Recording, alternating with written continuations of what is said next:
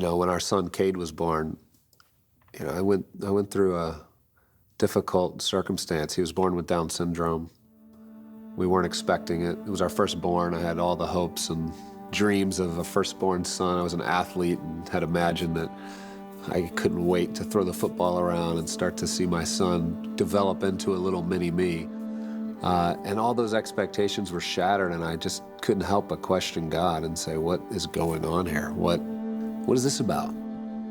I thought you were in charge of everything. I thought you knit him together in his mother's womb, but yet this isn't perfect. This isn't the way I define perfect.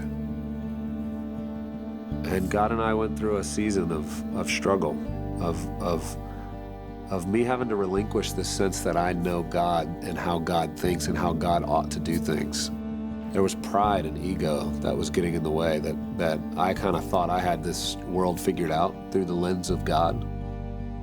And yet that's the greatest sin, to think that we actually know the way God should be doing things. And so through that, I doubted my own faith. I doubted what I had been believing, what I'd bought into.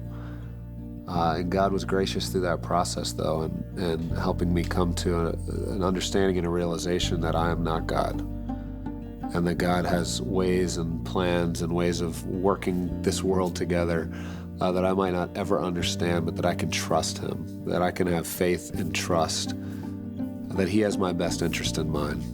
And even if I can't explain every circumstance that happens, every bad thing that happens in the world, that God's a God that we can trust, that's going to be renewing it, that's going to be making something that seems bad to us into something amazing and beautiful for the world.